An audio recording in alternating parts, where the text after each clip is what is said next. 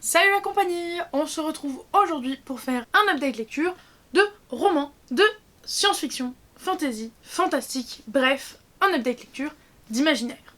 Et on va partir tout de suite dans le vif du sujet, quoique avant, il faut quand même que je rappelle, comme pour les deux updates précédents, si je dis pas grand chose sur un livre, je suis désolée, c'est un peu le chaos, il y a plein de livres sur lesquels je n'ai pas pu écrire de chroniques juste après leur lecture, et entre temps, j'ai tout oublié. Voilà, bref, on est parti. Et nous allons commencer avec un excellent exemple de ce que je viens de vous dire, avec Temps mort d'Ariel Holz aux éditions Slalom, qui m'avait généreusement été offert lors d'un Secret Santa avec les Phoenix à l'époque du Plib. Et j'ai bien aimé, mais c'était pas une dinguerie. On y suit Théobald. Non. On y suit Léo, le petit-fils. Enfin, non, c'est son grand-oncle, donc le petit-neveu, je sais pas, de Théobald, 17 ans, donc... Oh, non, de Léo, 17 ans, petit-neveu de Théobald. Et il va aller habiter chez lui sur Paris parce qu'il a un stage, ou je sais plus pourquoi il est là-bas, mais bref. Et il va s'avérer qu'il va être complètement basculé dans un monde alternatif, dans un Paris alternatif, et je ne vous en dis pas plus. Comme d'habitude, c'est du Ariel Holz, donc c'était pas glauque, mais sombre en tout cas, dark. C'était inattendu, c'était surprenant, parce qu'il a le don de créer des univers et créer des... Il a une imagination débordante que je ne saurais expliquer. Juste, il fait des choses toujours extrêmement novatrices et qui changent beaucoup de ce qu'on peut lire un peu partout parfois. Il a des personnages vraiment qui ont une vraie personnalité marquée, qui sont pas juste bons, juste méchants, juste un truc, qui n'ont pas une monofacette et ils n'ont pas d'autres traits de personnalité. Là, c'est pas du tout le cas. Il y a vraiment un système de magie que j'ai trouvé très intéressant, très important, et je peux pas vous en dire trop sur le sujet. J'aurais envie de détailler, là j'ai des trucs qui me reviennent, et rien que ça c'est flatteur je trouve. Mais j'aurais trop peur que ça soit des spoils, et moi je savais rien de tout ça quand j'ai commencé le livre, donc j'ai vraiment pas envie de vous spoiler ou de vous en dire plus que ce que moi je savais déjà de base. Alors certes, mon avis est assez flou sur le sujet, mais j'ai vraiment l'impression que c'est beaucoup mieux de se plonger dans l'inconnu avec ce livre, plutôt que de savoir des choses dessus, donc on va dire que c'est un mal pour un bien. Maintenant je vais vous parler du tome 1 des couleurs, que je n'ai plus en physique, et je vais vite vous expliquer pourquoi. En attendant, je vous le mets là. Je n'ai plus l'autrice, je n'ai plus la maison d'édition, je n'ai plus rien. Je crois que c'était Hachette, mais j'ai un gros doute. Parce que je n'ai pas du tout aimé.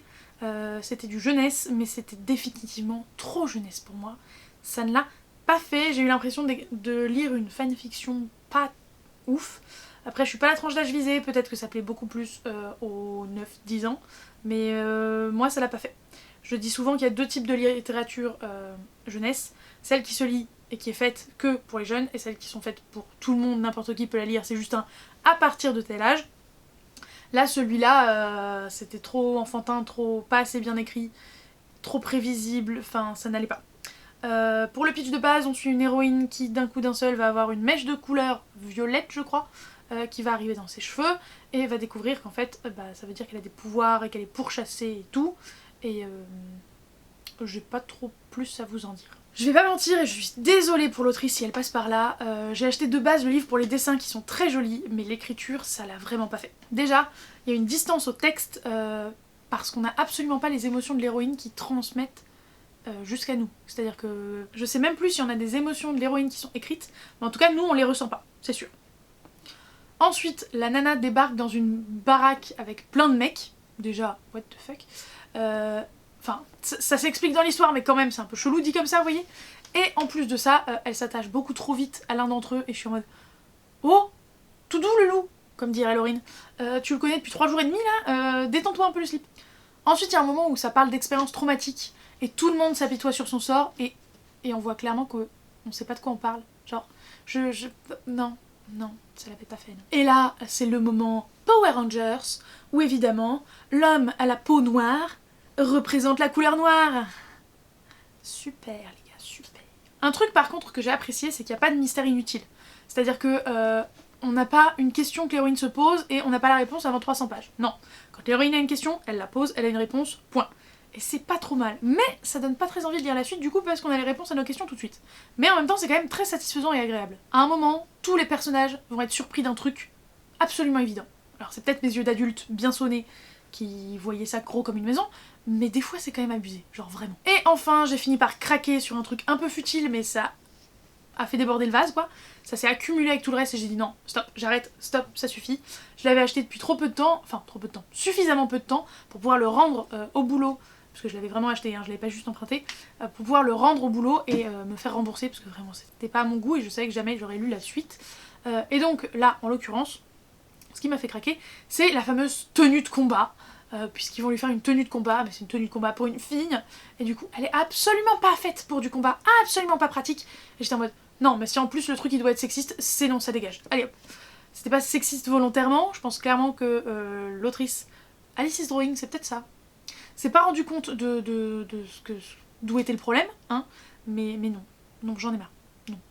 Du coup ça a dégagé, je ne l'ai pas terminé, je ne saurai jamais la suite, et c'est pas grave. On passe à une lecture qui m'a beaucoup plus plu, Dents de soie de Maëlle Dezard aux éditions Slalom, là aussi, parce que j'en ai déjà présenté, oui c'était Slalom.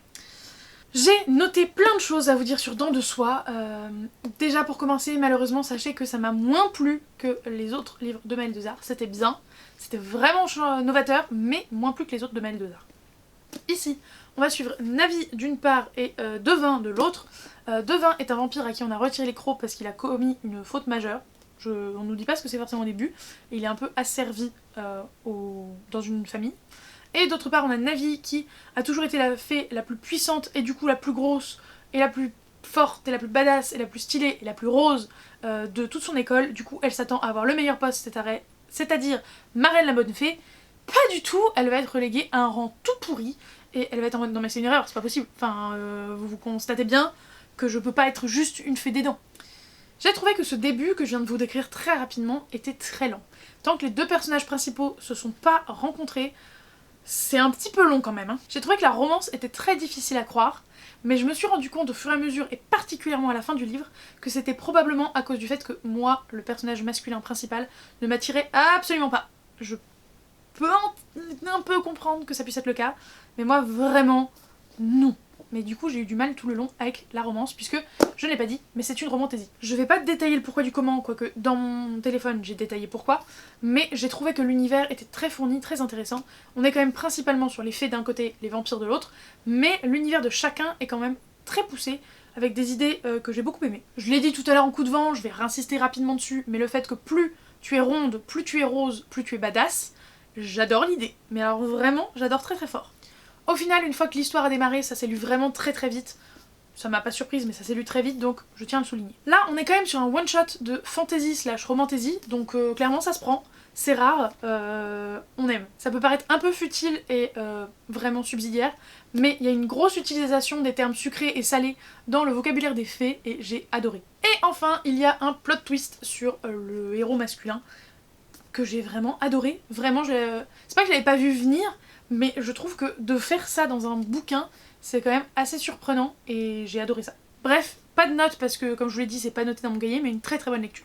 Nous allons redescendre un énorme échelon en termes d'appréciation, puisque je vais vous parler de Une couronne de lierre et de verre, le tome 1 de Claire Legrand aux éditions Olympe.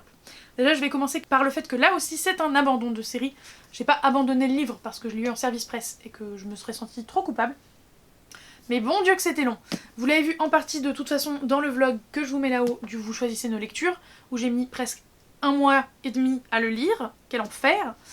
Mais en plus c'était pas, enfin, c'était pas bon quoi. C'est une pavasse et c'est pas bon. J'ai essayé de prendre des notes au cours de ma lecture, donc j'ai des trucs précis à vous dire. Déjà, premièrement, une héroïne tête à claque. Alors ça je m'en serais rappelé, je l'aurais pas oublié. Mais vraiment, je lui aurais bien foutu une paire de claques très régulièrement. Elle se montre très très immature. Il y a vraiment plein de trucs qui vont pas avec elle, mais que je ne peux pas forcément vous détailler. Ça serait spoilant. Mais bref, vraiment cette héroïne est tête à claque. Au début, il y a un moment où elle va se montrer d'un coup d'un seul super mature, juste pour que le plot puisse avancer. Je suis en mode mais non en fait. Non, on ne fait pas ça. Pour le pitch, il est quand même très compliqué à faire. Monde avec des démons, avec des... Non pas des failles, avec de la royauté, je saurais pas trop quoi vous dire franchement. On est sur une héroïne, tête à claque, qui est faite pour organiser des balles, et elle a une grande sœur stylée avec des pouvoirs qui gère le royaume, avec le daron, et une autre stylée qui se bat dans un couvent, et évidemment on suit la sœur relou. Super. Sachant qu'apparemment il va y avoir des tomes 2 et 3 pour suivre les deux autres sœurs et leur romance. Mais ce premier tome m'a trop dégoûté pour que je lise les suivants. À moins que ma pote et collègue Candice, qui l'a lu aussi en lecture commune avec moi, me dise que le 2 est trop bien et que dans ces cas-là je le lirai peut-être, mais sinon c'est un abandon. Le héros masculin et l'héroïne, je leur aurais foutu des claques. C'est beaucoup trop niais, beaucoup trop vite, ils sont beaucoup trop amoureux en 30 secondes chrono, c'est non. Et alors, page 310, j'ai même noté, il y a une scène de fesses horrible, vraiment horrible. Ah, la gênance. C'est pas parce qu'ils font des trucs de fesses que j'aime pas. C'est vraiment juste... Gênant, gênant, gênant, gênant. L'héroïne, elle ne supporte pas la magie dans un monde où il y a de la magie partout. Et du coup, ça lui confère une espèce de sens de handicap qui va être pété à un moment. Je peux pas vous dire parce que c'est du spoil, mais qui va être complètement cassé à un moment. Et ça m'a saoulée parce que les personnages handicapés qui magiquement sont plus handicapés, ou on découvre qu'en fait ils étaient pas vraiment handicapés, ou... Non, ça m'agace, j'aime pas ça du tout. Vraiment, je supporte pas ça. Donc ça m'a saoulée. Enfin, conclusion que je vais vous donner sur ce livre, c'est que ce livre m'agace beaucoup, parce qu'il aurait été juste nul. J'aurais fini par passer au-delà, et puis voilà. Sauf que là, au-delà d'être juste nul à mes yeux, l'univers, les créatures et tout, méritaient d'être plus approfondis. Méritaient vraiment un univers, quelque chose de détaillé, et qu'on passe du temps dessus. Or là, on est plus sur l'amourette entre Talan et Gemma, qui n'a aucun intérêt, qui est niaise au possible et qui a gerbé parce qu'il l'appelle ma sauvageonne quand même. Qui appelle sa meuf ma sauvageonne? Bref, ça l'a pas fait. Ça l'a pas fait, et moi je vous conseille quand même de passer votre chemin, à moins que vous ayez vraiment zéro problème avec la niaiserie et la débilité des personnages principaux. Mais l'univers valait le coup, c'est ça qui me saoule. Vous savez quoi? On va rester dans le puéril avec les 100 tome 3, retour aux éditions PKJ de Cass Morgan. Vous savez, je lis cette série de 4 tomes pour le drama de lycéen, le truc pas prise de tête, qui se lit vite, où ça fait ah gna gna gna, et machine m'a fait ça, gna gna gna, et machine m'a fait ça. Mais ça m'agace pas, je le prends vraiment au second degré, et du coup ça me fait rire. Je lui ai mis 7,5 sur 10, et je vais un peu vous bombarder tout ce que j'ai noté, parce que j'ai noté plein de trucs, et je vais pas vous mentir, ça fait déjà 10 minutes que je devrais me préparer pour mon cours de danse. J'ai trouvé que c'était fluide, ça se lisait très vite, vous me direz, comme d'habitude, parce que vraiment c'est écrit gros, c'est du truc lycéen, c'est pas prise de tête. Ça file comme une lettre à la poste. Pour une fois, les très multiples points de vue ne m'ont absolument pas gênée. Enfin, je dis pour une fois, pas par rapport aux autres tomes, par rapport d'habitude les plein de points de vue. Là, ça me gênait pas, j'aimais bien, ça donnait plein de dramas différents, j'adore. Et du coup, 4ème point, le drama. Mais qu'est-ce qu'on aime le drama, bon sang. Il y a un petit côté plaisir coupable, si vous voulez, dans tout ce drama. Je tiens à noter que les événements ont beau être très lointains dans la série Les 100 sur Netflix, les personnages sont plutôt fidèles à ce qu'ils sont dans le bouquin aussi. Ils ont à peu près les mêmes caractéristiques et les mêmes personnalités, c'est juste qu'il leur arrive des choses complètement différentes. Pour ceux qui ne connaîtraient pas le synopsis, ici on suit des ados qui vont être balancés sur la Terre, parce qu'ils vivaient en orbite dans un satellite, et ils vont être balancés sur la Terre puisque on veut vérifier si la Terre est redevenue habitable après les problèmes de radioactivité qu'il y avait. Et eux, comme ce sont des délinquants juvéniles, on se dit bah, ils sont mineurs, alors on va pas les buter, mais comme on a besoin de faire des tests pour voir si la Terre est viable, bah let's go. Déjà, un truc qui m'a saoulé, c'est la bêtise des personnages. Je vais vous donner un exemple concret. À un moment, il y a un débat de est-ce qu'elle a mis sa main dans l'eau? Je vais pas vous dire pourquoi, je m'en rappelle pas de toute façon. Mais je suis désolée, il n'y a pas plus empirique. Littéralement, il vient de la choper juste après, et lui demander juste après.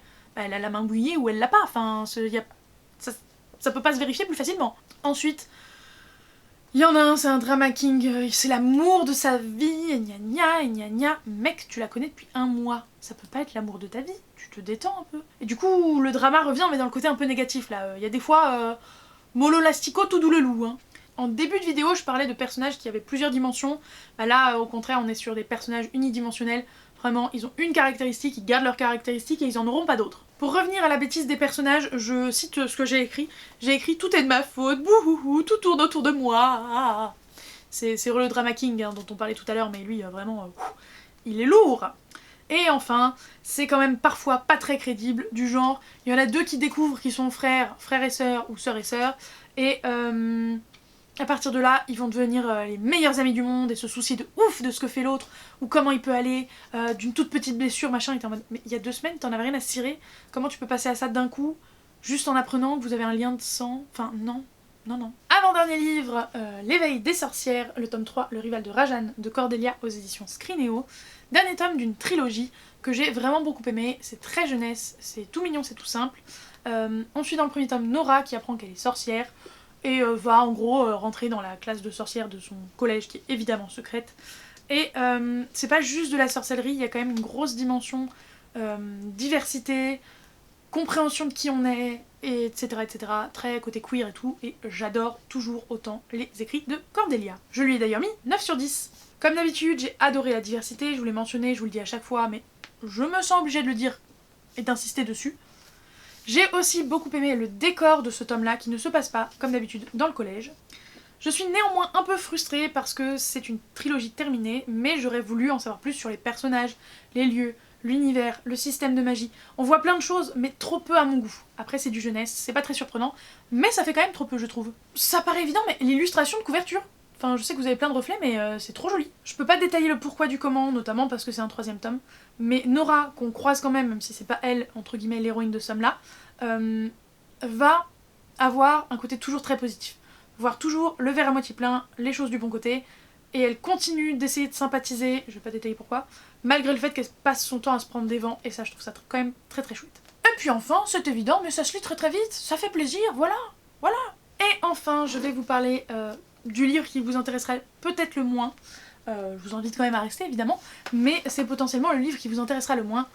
Bobby Pendragon, le dernier tome, donc le tome 10, Les Soldats de Allah, de DJ McHale, aux éditions du Rocher Jeunesse.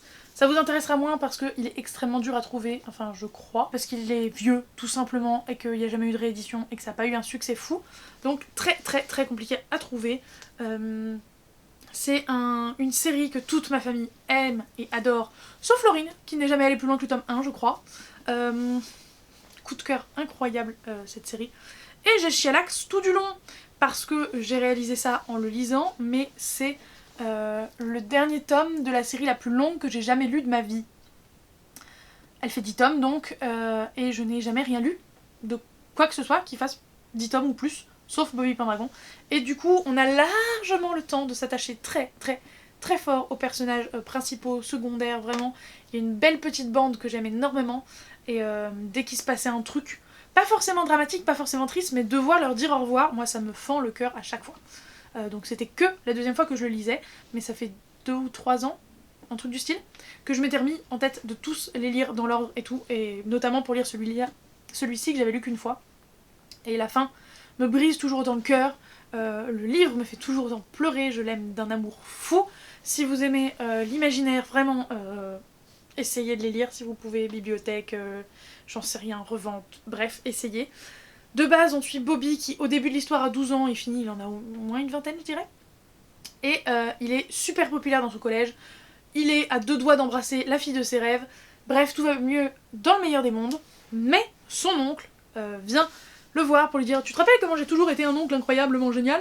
Et ben, en échange, je te demande cette fois-ci de te taire et de me suivre et de me faire confiance. Allez hop, on y va !» Et ils vont finir sur une autre planète. C'est pas vraiment une planète, mais on va le décrire comme ça ici. Où, en gros, on lui dit « Écoute, toi et moi, on va sauver cet univers. » Il est en mode « Hein, quoi ? Mais qu'est-ce que c'est que ce bordel ?»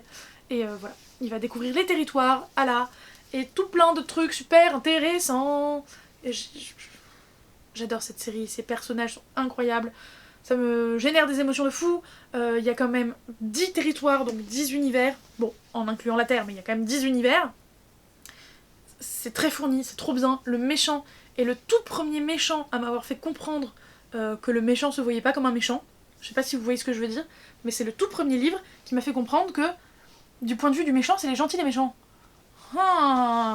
Bref, et c'est vraiment une série extrêmement chère à mon cœur, que pour rien au monde je ne donnerais, même si de base c'est quand même celle de mon frère et pas la mienne. Mais cœur sur les Bobby Pendragon. Je sais que de toute façon mon père les relit en boucle, donc personne ne mettra la main sur nos Bobby Pendragon. Et ils sont tellement éclatés qu'il y a le dos éclaté 2 fois, il y a des feuillets qui s'en vont, genre... Ce livre est éclataxe. Voilà. Tellement il est excellent. Je l'aime très fort. Et venez, adorateurs de Bobby Pendragon, discuter avec moi dans les commentaires parce que je suis sûre qu'il y en a au moins 1 ou 2 parmi vous. Et cœur sur lui, cœur sur Laure, Courtenay, tous. Tous. On les aime tous. Bref, moi je vous propose de mettre un emoji de personnages qui pleurent, qui vous représente le mieux quand vous pleurez quand vous lisez un livre. Donc soit vous mettez celui qui sourit et qui pleure en même temps. Moi je l'ai même pas cet emoji là, mais bon tant pis. Soit vous mettez celui qui a juste une larme parce que vous pleurez une fois de temps en temps mais pas tant que ça. Soit vous mettez les gros sillons de larmes parce que vous pleurez tout ce que vous avez dans votre corps quand vous pleurez sur un livre. Bref, moi je vous fais de gros bisous. vous souhaite d'excellentes lectures. N'oubliez pas de mettre un petit pouce en l'air et un commentaire. Et je vous dis à la prochaine. Ciao!